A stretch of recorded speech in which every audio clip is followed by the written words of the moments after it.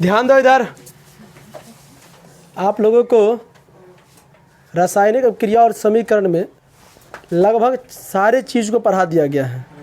Advance में 2-3 गो question ज़्यादातर बच्चों को सताता और पूछता है, जिसमें पहला क्वेश्चन है ऊष्माक्षेपी और ऊष्माशोषी अभिक्रिया क्या है, उदाहरण के साथ लिखें। एक और क्वेश्चन आता है कि शोषण को ऊष्माक्षेपी अभिक्रिया क्यों कहा जाता है। अभिक्रिया आप लोग बहुत अच्छे तरीक़ा से पढ़ लिए हैं। अभिक्रिया क्या होता है कि जिसमें 2 पदार्थ या 2 से अधिक पदार्थ आपस में संयोग करके या किसी भी प्रकार से करके क्रिया करके एक नया पदार्थ का निर्माण करता है, उसे अभिक्रिया कहते हैं। समझे। समीकरण के बारे में भी आप लोग जान गए हैं कि जो पदार्थ रासायनिक अभिक्रिया में भाग लेता है तो उसका जो संकेत और अणु के जो संक्षिप्त रूप होता है उसे ही समीकरण कहते हैं, जो हुंडा हुंडी बात हम बता देते हैं। देखो अभी हम लोग समझेंगे कि ऊष्माक्षेपी और ऊष्माशोषी अभिक्रिया क्या होता है, एक बार में आप लोग को समझ में आएगा। समझ गए। तो पहले हम लोग चर्चा करेंगे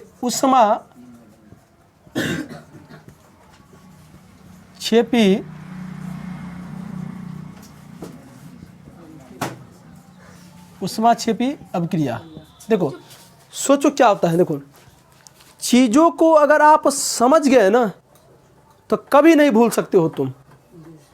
जो चीज़ व्यक्ति नहीं समझता है वही चीज़ बार बार भूलता है लोग। समझे ना। अगर एक और बात है कि जो चीज़ तुम्हारे लाइफ में बार बार अगर रिपीट हो रहा है, नहीं सुबह शाम रिपीट हो रहा है, तो वो चीज़ को कभी तुम नहीं भूलोगे। जैसे अगर तुमसे तुम्हारा नाम पूछे तो कभी नहीं भूलोगे तुम, तुम्हारे पिताजी का नाम पूछे तो कभी नहीं भूलोगे, तुम्हारे दादाजी का नाम कभी कभी भूल जाता है, लेकिन परदादा का नाम सब भूल जाता है। काहे? आपके जीवन में वो रिपीट ही नहीं होता है। समझ में आ रहे ना। अगर तुम्हारे सामने ये तो एक हो गया, अगर तुम्हारे सामने में कोई घटना घटित हो गया तो वो जब तक जिंदा रहोगे ना तब तक याद रहेगा वो घटना के बारे में।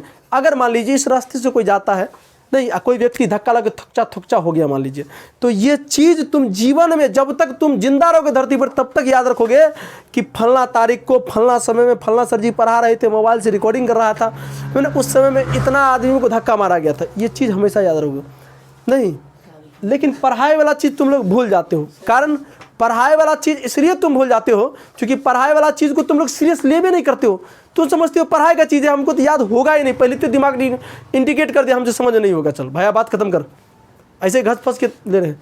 तो कोई भी चीज़ को अगर आराम से अगर आप लोग समझ रहे हैं तो समझ जरूर आएगा। चलिए हम लोग ऊष्माक्षेपी अभिक्रिया पढ़ेंगे। देखो किसी भी रासायनिक अभिक्रिया में 2 गो पार्ट होता है।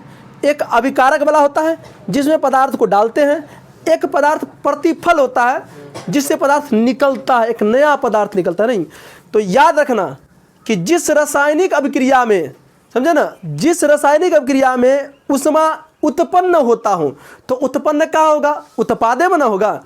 तो जिस रासायनिक अभिक्रिया में ऊष्मा निकलता हो तो निकलेगा कहाँ से, उत्पादे से निकलेगा।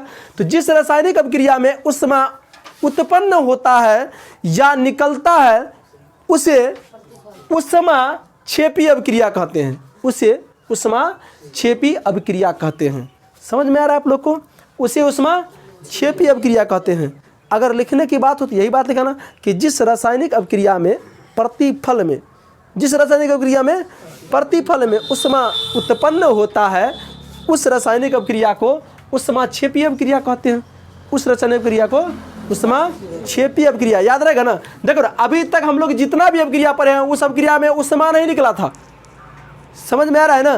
तो जिस रासायनिक अभिक्रिया में प्रतिफल में ऊष्मा निकलता हो उसे ऊष्माक्षेपी अभिक्रिया कहते हैं। इसके जस्ट उल्टा होता है, इसके जस्ट उल्टा होता है ऊष्माशोषी। ऊष्माशोषी का मतलब होता है ऊष्मा को सोखने वाला। नहीं तो जिस रासायनिक अभिक्रिया में ऊष्मा की आवश्यकता होता है तो आवश्यकता कहाँ होगा, प्रतिफल में कि अभिकारक में, अभिकारक में। अभिकारक में अगर ऊष्मा की आवश्यकता पड़ गया तो समझो ऊष्माशोषी हो गया। अब दोनों का उदाहरण देंगे तब ना समझोगे। तो जब मीथेन को जलाया जाता है ना, जब मीथेन को जलाया जाता है तो मीथेन को जलने में क्या लगता है, अगर आप मीथेन को जलाते हैं, हम बताते हैं ना मीथेन क्या होता है। देखो किसी भी चीज़ को जलने के लिए ना ऑक्सीजन महत्वपूर्ण होता है। दहनशील पदार्थ 3 गो होता है, नहीं उसमें एगो ऑक्सीजन भी होता है। बिना ऑक्सीजन को कोई चीज़ लहर ही नहीं सकता है, ना कोई जल सकता है। समझ में आ रहा है आप लोग को? अगर किसी व्यक्ति को निर्वात में डाल के अगर कहेगा जला तो नहीं जलेगा वो। समझ में आ रहा है ना? तो किसी भी चीज़ को जलने के लिए ऑक्सीजन की आवश्यकता होना। तो पहले हम लोग इसका परिभाषा लिख लेते हैं क्या? तो आप लोग भी लिखिए, जिसको छूट जाएगा वो मोबाइल से उतार लेगा क्या? सीधे उतार लिखने के लिए मोबाइल में उतारे। अच्छा ये भी चीज़ अगर ज़्यादा अच्छा रहेगा कि अगर आप इस चीज़ को यहाँ समझ लिया, माइंड सुनो हैं, नहीं वो हो जाएगा, हम करवा देंगे, हम इस चीज़ को समझते हैं। चलो लिखो, अब लिखो, जिस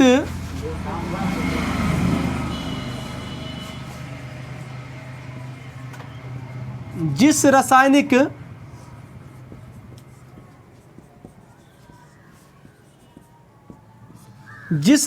अभिक्रिया में जिस रासायनिक अभिक्रिया में उत्पाद जिस रासायनिक अभिक्रिया में उत्पाद या प्रतिफल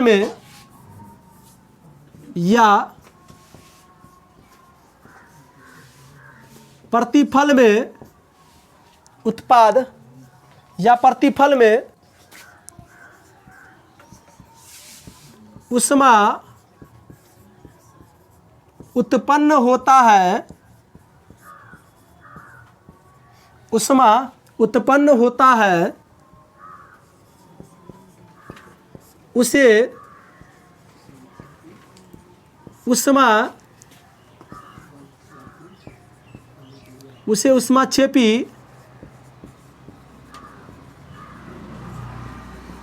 ऊष्माक्षेपी अभिक्रिया कहते हैं। चलो इधर ध्यान दो, इधर ध्यान दो। अरे हम छोड़ देंगे, नहीं मिटाएंगे, मिटा दे। सुनो इधर ध्यान दो।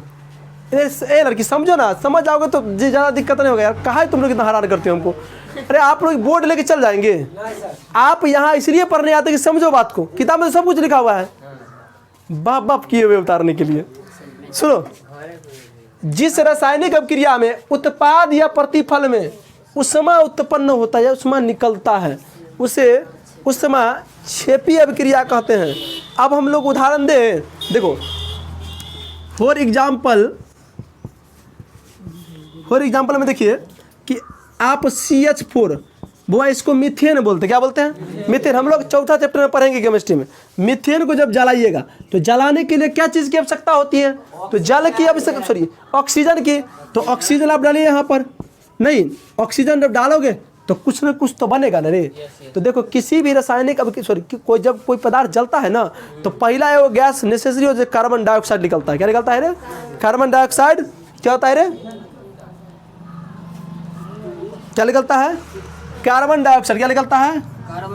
कार्बन डाइऑक्साइड प्लस जल निकलता है। अब प्लस क्या निकलेगा? ऊष्मा निकलेगा। क्या निकलेगा? ऊष्मा। समझ में आ रहा है ना आप लोग को? देखो आप लोग जो घर में LPG गैस जलाते हैं और तुमसे पूछेगा कि LPG का जलना कौन सी अभिक्रिया होगा? ऊष्माक्षेपी होगा, क्योंकि वो LPG गैस जो है ना, LPG का मुख्य घटक होता है ब्यूटेन। क्या होता है? ब्यूटेन। हम आप लोग को पढ़ाएंगे आगे, समझ में आ रहा है ना? तो ब्यूटेन वो जो जलता है ना, तो जलता है तब ना ऊष्मा देता है। देखो प्रकाश एगो अलग चीज़ है और ऊष्मा एगो अलग चीज़ है। समझ में आ रहा है ना? ये एक ऊर्जा होता है। क्या होता है? ये एक ऊर्जा होता है। समझ में आ रहा है ना? ये क्या होता है रे? ऊर्जा। ऊष्मा एक ऊर्जा होता है। समझ? प्रकाश एगो अलग चीज़ है। जैसे बॉल में से लाइट निकलता है ना, तो देखो जब सूर्य का रोशनी अगर आप लोगों पे पड़ता है तो देखिएगा जोर के साथ साथ आपको जलन भी देता है। तो समझो उसमें ऊष्मा है। क्या है रे? उसमें ऊष्मा है। लेकिन LED बॉल जलाते हैं रात को तो वो हमको जलन देता है? नहीं देता है जलन। तो उसमें ऊष्मा नहीं है, सिर्फ प्रकाश है। क्या है रे? उसमें सिर्फ प्रकाश है। समझ में? आप अगर उदाहरण पूछे तो ये उदाहरण आप डाल सकते हैं, कोई दिक्कत इसमें किसी भी विद्यार्थी को नहीं ना? चलिए सुनो, अब हम लोग देखते हैं ऊष्मा शोषी। क्या क्या देखते हैं रे? उष्मा शोषी, उष्मा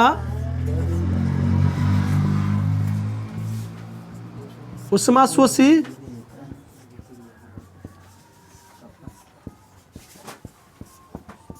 देखो उष्मा शोषी अभिक्रिया क्या होता है? एगो अभिक्रिया में उत्पाद में उष्मा निकलता है। अब ये उल्टा होता है। उल्टा का मतलब इसमें पहले उष्मा चाहिए, इसमें पहले उष्मा। देखो ना, अब किसी चीज़ में आग लगाने से पहले उष्मा चाहिए ना। अगर आप LPG गैस निकल कर पहले हम धरिए रहेंगे तब तो गड़बड़े हो जाएगा। उसको धराने के बाद उसमें से उत्पाद निकलता है। हाँ देखो, कभी कभी कहता है कि आप जहाँ सिलेंडर रखते हैं ना वहाँ हवादार स्थान होना चाहिए। क्या होना चाहिए? हवादार। क्यों? क्योंकि गैस अच्छा से जल सके। समझ में आ रहा है ना? नहीं तो गैस अगर मान लीजिए मुनल मानल कमरा में रख देगा और कहीं गैस में गैस बन गया तो वही गैस फट जाता है। क्या करता है रे? फट जाता है। समझ में आ गया ना? इसीलिए कहता है किचन उचन जो बनाता है ना खिड़की वाला स्थान पर, ताकि हवा आते जाते रहेगा। समझ में? चलिए इधर ध्यान दो। अब तो अगर आप इसका परिभाषा पूछे तो जिस रासायनिक अभिक्रिया में उष्मा की आवश्यकता होता है, जिस रासायनिक अभिक्रिया में, लिखो जिस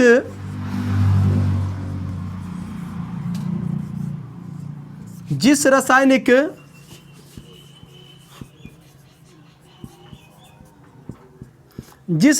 अभिक्रिया में उष्मा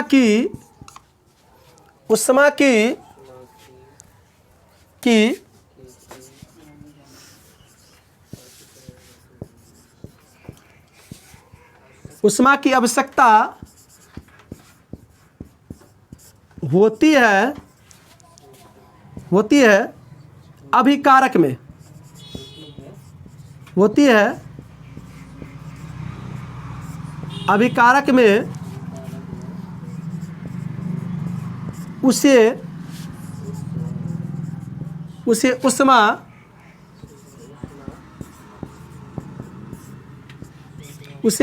शोषी अभिक्रिया कहते हैं। उसे उष्मा शोषी अभिक्रिया कहते हैं। अब देखो इसका उदाहरण क्या होगा।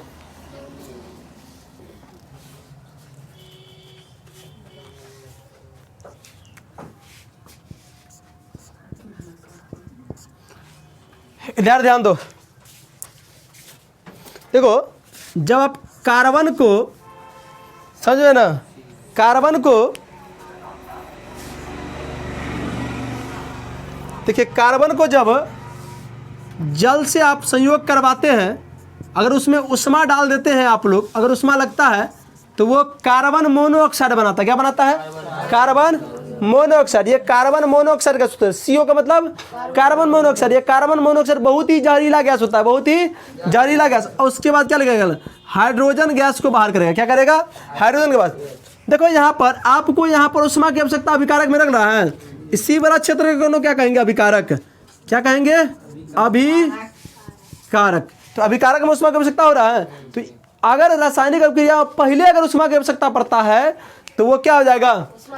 उष्मा शोषी ना, पहले अगर लग जाए ना, पहले अगर मान लीजिए किसी भी रासायनिक अभिक्रिया में पहले उष्मा की आवश्यकता पड़ता है तो उष्मा क्षेपी, अगर बाद में निकलता है तो उष्मा, अच्छा उष्मा, अरे गड़बड़ा दिया तुम लोग। देखो अगर रासायनिक अभिक्रिया में अगर उष्मा की आवश्यकता होता है, लेता है अभिकारक के रूप में, तो वो उष्मा शोषी कहलाता है। समझ में? अगर उत्पन्न होता है तो क्षेपी कहलाता है। इतना बात अब समझ आ गया आप लोग को? इतना उतारिए फटाफट। नहीं उतारने दो, उतारने